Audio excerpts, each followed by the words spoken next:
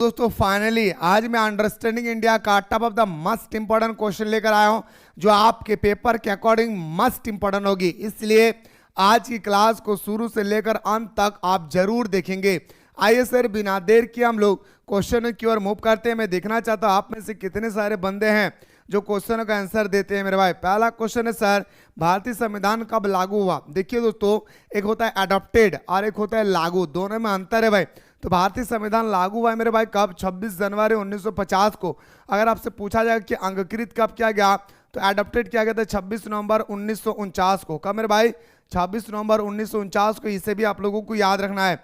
भारतीय संविधान बनाने में लगभग हमारा 64 लाख रुपया का खर्च आया था। इसे भी आप लोग याद रखिएगा। कमेंट सेक्शन में बताएंगे भारतीय संविधान में महिलाओं की संख्या कितनी थी। इसका आंसर आप लोगों को कमेंट सेक्शन में बताना है। ओके चलिए, अब मैं आपको लेकर चलता हूं नदिया के पार, यानी हमारा क्वेश्चन नंबर 2 की ओर। मेरे भाई प्यारा सा क्वेश्चन है, बताइएगा भारतीय संविधान को बनाने वाली संस्था क्या थी? भारतीय संविधान को आखिर बनाया किसने? तो भारतीय संविधान को बनाने वाले संस्था तो दोस्तों भारतीय संविधान सभा। क्या बोलेंगे सर? भारतीय संविधान को बनाने वाले सभा का नाम था भारतीय संविधान सभा। क्या बोलेंगे सर? भारतीय संविधान सभा। इसे आप लोग याद रखिएगा। जब भी आप लोग आंसर बताएंगे प्यारे, इसका इस तरह से आंसर लिखकर बताएं ताकि मुझे पता चले कि आप किसका आंसर बता रहे भाई। ठीक है, चलिए आपके स्क्रीन पे मैं लेकर चलता हूं भाई। आपका अगला क्वेश्चन है कि बताइए सर भारतीय संविधान सभा के अध्यक्ष कौन थे? मेरे भाई मैं आपको सबसे पहले बताना चाहूंगा कि 9 दिसंबर 1946 एक डेट याद रखिएगा। दूसरा डेट याद रखना है मेरे भाई क्या? तो दूसरा डेट है आपका 11 दिसंबर 1946। तीसरा डेट की अगर हम लोग बात करें तो तीसरा डेट याद रखिएगा 13 दिसंबर 1946। ये तीन जो डेट है ना भाई, एकदम दोस्तों आप लोग अपने दिल के दरवाजे पे बंद कर लेंगे। नहीं बोलते भाई, अपनी निगाहों में तुमको बसा लेंगे, बोलते या नहीं? चीर के दिल अपना तुमको दिखा देंगे। इसी तरह से मेरे भाई आप अपने दिल के दरवाजे बंद कर लेंगे तीन गो डेट। क्यों भाई? क्योंकि यहीं से क्वेश्चन आता था ज्यादातर।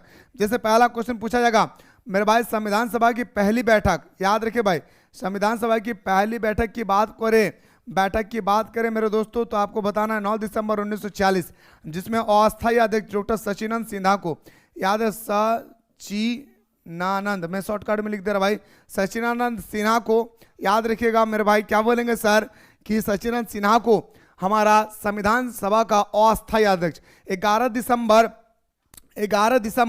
1946। 11 दिसंबर 1946 को क्या हुआ था सर? 11 दिसंबर 1946 को मेरे भाई दूसरी बैठक हुई थी और इसमें हमारा अस्थायी अध्यक्ष, क्या बोलेंगे सर?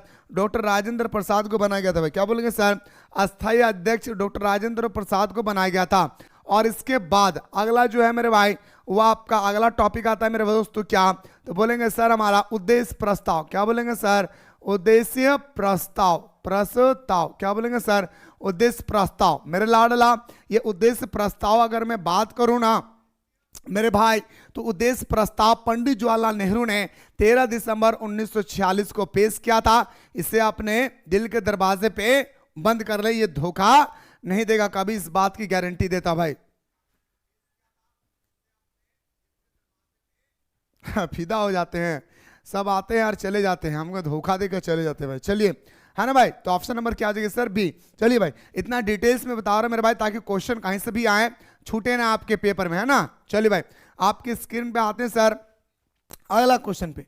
क्वेश्चन नंबर नेक्स्ट पे आते हैं सर, बहुत ही प्यारा सा क्वेश्चन है, गौर कीजिएगा। भारतीय संविधान का मसूदा तैयार करने वाली समिति का अध्यक्ष कौन थे? मसूदा यानी भारतीय संविधान सभा की भारतीय संविधान सभा का मेरे दोस्तों मसूदा तैयार करने वाली समिति का नाम था, मतलब बनाया किसने? सीधा सा बात है। बोलेंगे सर याद रखिएगा उनका नाम था भीमराव अंबेडकर। याद रखिए दोस्तों भीमराव अंबेडकर का कहा जाता है मेरे भाई क्या? मसूदा। आपके स्क्रीन पे अगला क्वेश्चन पे आते हैं rasgulla. Question number next sir, भारतीय संविधान की प्रस्तावना में भारत को क्या कहा है? भारतीय संविधान की प्रस्तावना में भारत को क्या कहा? तो भारत को संघीय राज्य कहा, गणराज्य कहा, संप्रभुता संपन्न कहा। इन ऑप्शन नंबर डी, है ना भाई। चलिए उम्मीद करता हूं तबस्सुम समझ में आ रहा होगा ना, बेटर तरीके से बोल दीजिए कि दीदी दादा तो हर बात हमार ना दिमाग से उड़ जाओ। तब हम मान जी बोरे बहन और हमारे भाई कि सच में तोहनी के हम पढ़ा नहीं पा रही हो। एक बार बोल दिया, समझ में आबो ना रे भाई हमारे बहन। चलिए मेरे भाई, बहुत इंपॉर्टेंट है, एक टॉपिक आएगा आपका प्रस्तावना। प्रस्तावना से संबंधित भी दोस्तों आप लोगों को बहुत सारे क्वेश्चन देखने को मिलेंगे, बस आप लोग हमारे साथ जुड़े रहें। अगला, भारतीय संविधान में के कितनी अनुसूची है भाई? देखिए अभी वर्तमान में हमारा 12 अनुसूची है भाई। कितना? 12 अनुसूची है मेरे लाडला। संविधान का गठन के समय 8 अनुसूची था, बाद में 4 को जोड़ दिया गया, तो हुआ कितना मेरे भाई? 12 को। इस बात को याद रखिएगा, भारतीय संविधान सभा का जब गठन हुई थी उस समय अनुसूची की संख्या 8 को था। क्या याद रखिएगा? 1 2 3 4 5 6 7 8 9 10 11 नहीं 12, समझे? उस समय था 8, अभी वर्तमान में कितना है? 12। इससे याद रखिएगा 4 को जोड़ दिया गया। अच्छा, मैं थोड़ा सा डिटेल्स में आप लोगों को लेकर चलता हूं मेरे भाई। पहला अनुसूची में क्या बताएगा? भारत राज्यों का संघ है। India is not a country, Bharat देश नहीं है। कभी भी कोई पूछे क्या भारत देश है, बोलेगा नहीं है। क्या बोलेगा? India is not a country, India is A union of state. Bharat एक देश नहीं है, भारत राज्यों का संघ है, इस बात को याद रखिएगा, ठीक है? तो बोलेंगे सर और आपका पहला भारतीय राज्यों का संघ है। उसके बाद 8वीं में बताना है, 8वीं अनुसूची में भाषा के बारे में बताएगा भाई। क्या बोलेंगे सर? 22 भाषा का उल्लेख किया गया मेरे भाई। क्या बोलेंगे सर?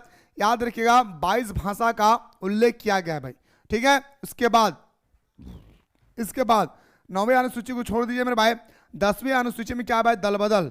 दल बदल, जैसे लड़की लोग दल बदलू होता है भाई, गलत बोल रहा हूं क्या? माफ कीजिएगा, है ना, माफ कीजिएगा, लेकिन रियलिटी है। दल बदल, याद रखिए, दल बदलू नहीं। आज हम बीजेपी में, कल कांग्रेस में चले जाएंगे।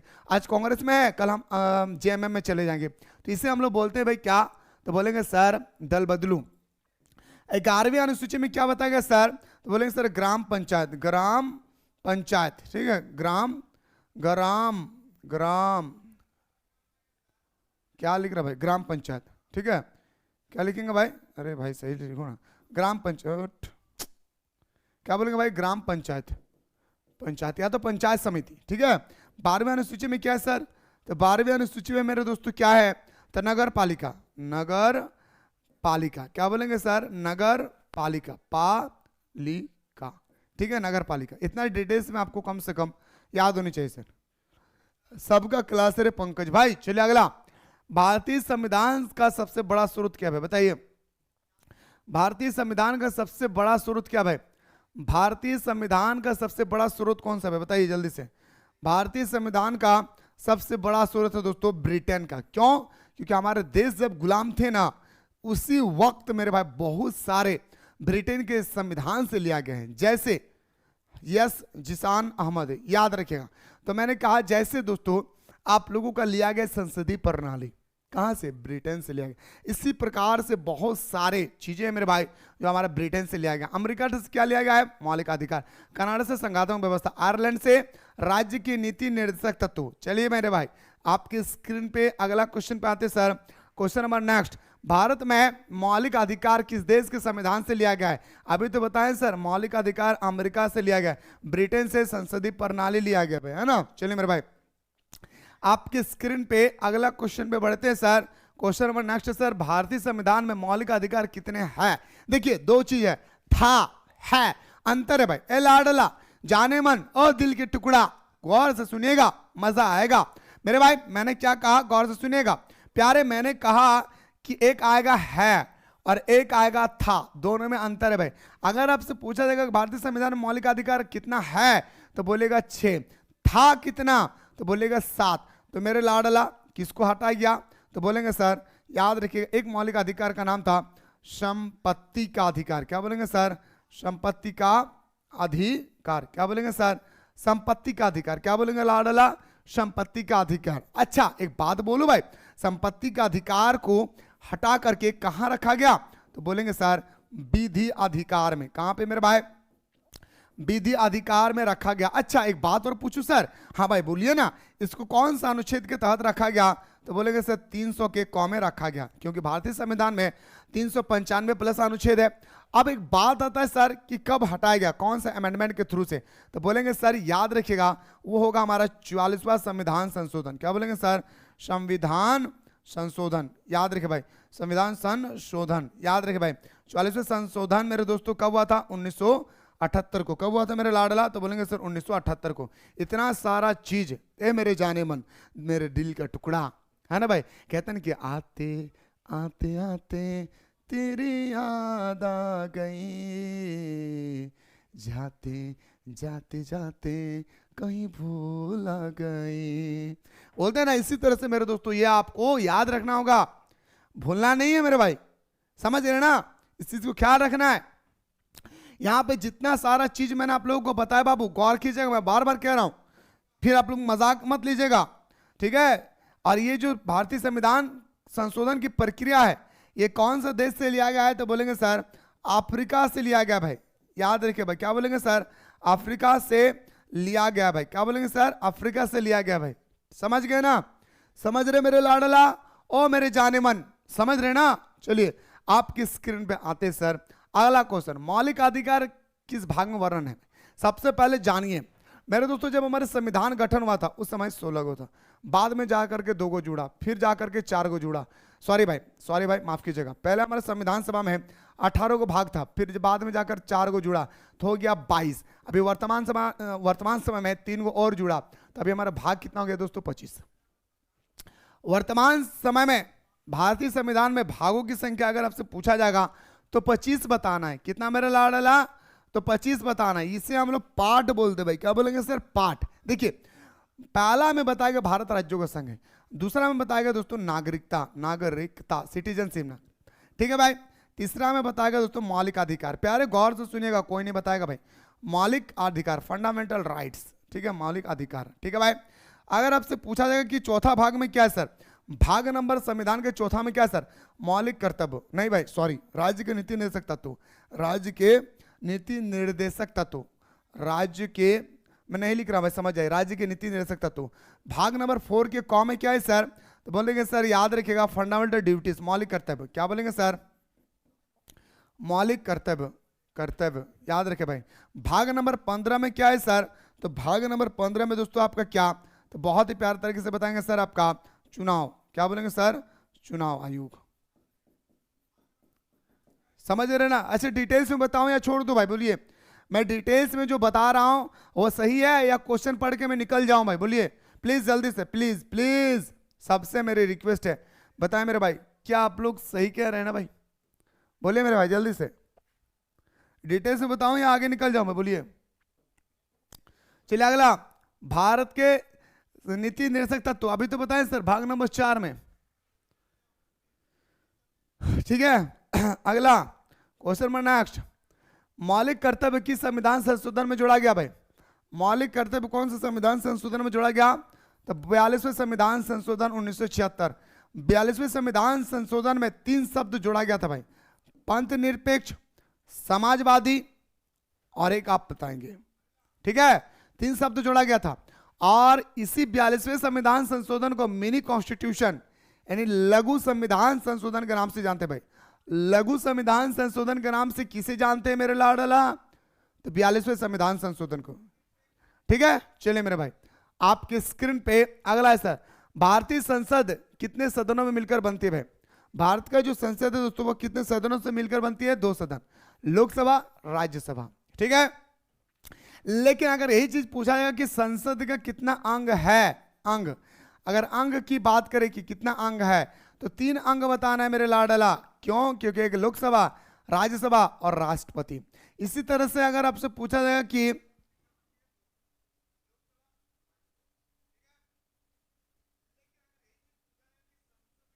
ओके सिप्रा कॉल कीजिएगा क्लास के बाद, ठीक है। अंग, अब मेरे भाई मैं आपको बताना चाहूंगा, गौर से सुनिएगा, कि अगर आपसे पूछा जाए कि सरकार का कितना अंग होता है, देखता हूं भाई कौन बता पाते हैं सरकार की कितने अंग होती है भाई? तो बोलेंगे सर 3, कार्यपालिका, न्यायपालिका, विधायिका। कार्यपालिका, न्यायपालिका, विधायिका। सरकार का भी 3 अंग होता है सर। कितना होता है? सरकार का भी 3 अंग होती है, इसे आप लोग याद रखिएगा। चलिए भाई अगला, भारतीय संसद के 2 सदन कौन कौन से भाई? तो लोकसभा, राज्यसभा, सिंपल सा बात है। और हाँ, जैसे संविधान में जो संसद है भाई, इसको अनुच्छेद नंबर 79 में दर्शाया गया, लोकसभा को 81 में, राज्यसभा को 80 में।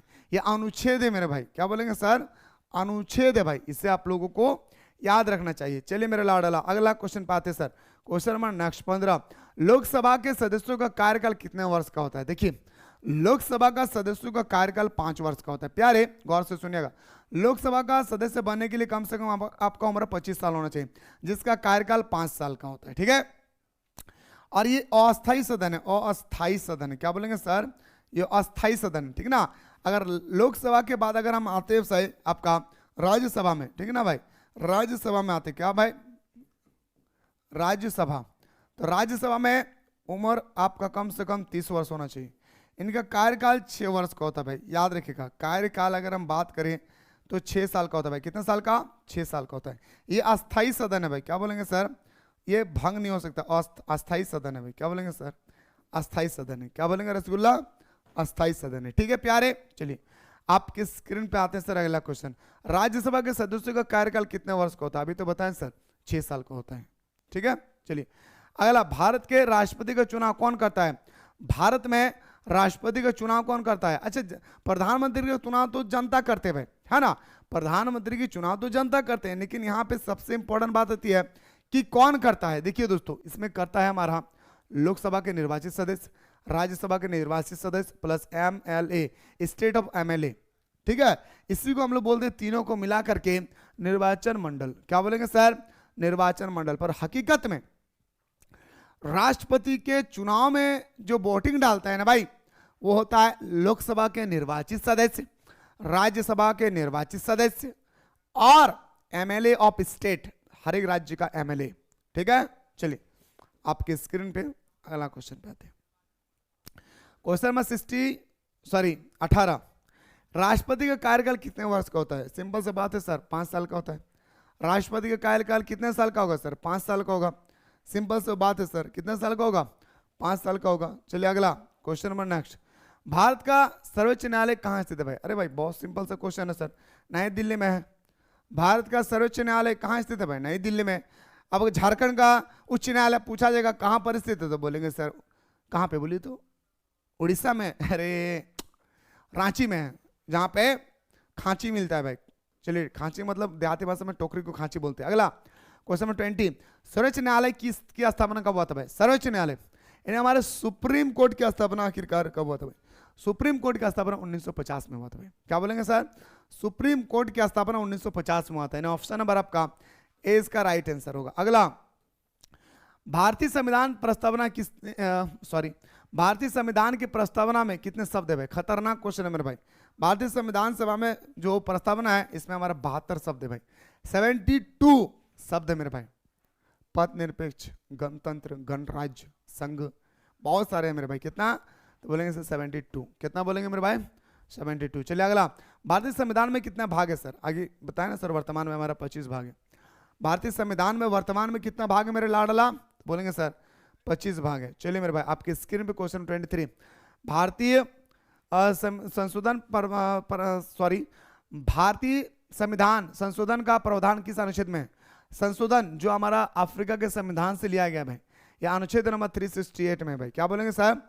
ये आर्टिकल नंबर 368 में, क्या बोलेंगे रसगुल्ला? ये आर्टिकल नंबर 368 में भाई, ठीक है। चलिए मेरे भाई आपके स्क्रीन में आते सर अगला, भारत का राष्ट्रीय आपातकाल किस अनुच्छेद में भाई? राष्ट्रीय, देखिए मेरे भाई 3 आपातकाल होती है, 52, 56 और 60। ये 3 आपातकाल आप अपने दिल में बसा लीजिए। एक क्वेश्चन यहां से आपके पेपर में आएगा ही, और इसीलिए तो कहता हूं ये कभी हो नहीं सकता कि तेरी याद ना आए, बिना तेरे कहीं भी दिल चैन ना पाए, तुझे भूलने से पहले मेरी जान चली जाए, मेरी जान चली जाए, मेरी जान चली जाए।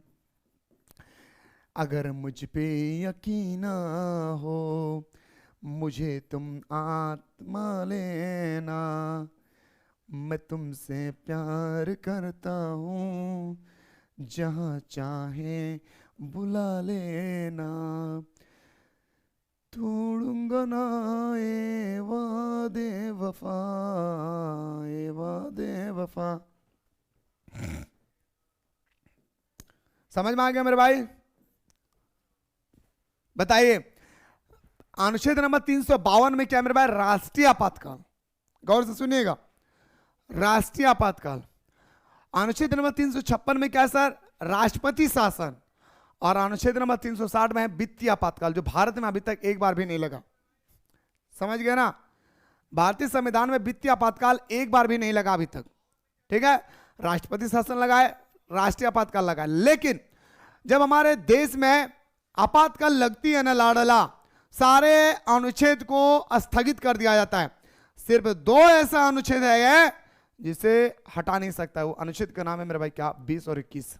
दिल के दरवाजे पे बंद कर लीजिए मेरे भाई, दिल के दरवाजे पे बंद कर लीजिए मेरे भाई, जल्दी से सब कोई दिल के दरवाजे पे सब कोई बंद कर लीजिए मेरे भाई, जल्दी से जल्दी से जल्दी जल्दी। याद रखिएगा अनुच्छेद नंबर 20 और 21 2 ऐसी अनुच्छेद है जिस अनुच्छेद को कभी रोक नहीं सकता है, चाहे हमारे देश में कितनी भी बड़ा आपातकाल क्यों ना लग जाए। ठीक है, चलिए आपके स्क्रीन पे चलिए भाई। मुझे लग रहा है डिटेल्स बता रहे थे आप लोग बोरिंग हो रहे भाई। हाँ जी, डिटेल्स नहीं बताना चाहिए क्या? बताना चाहिए भाई। राष्ट्रपति शासन किस अनुच्छेद में? अभी तो बताएं सर 356 में। ठीक है, चलिए आपके स्क्रीन पे आते सर अगला क्वेश्चन नंबर 26 कि वित्तीय आपातकाल किस अनुच्छेद में है? 300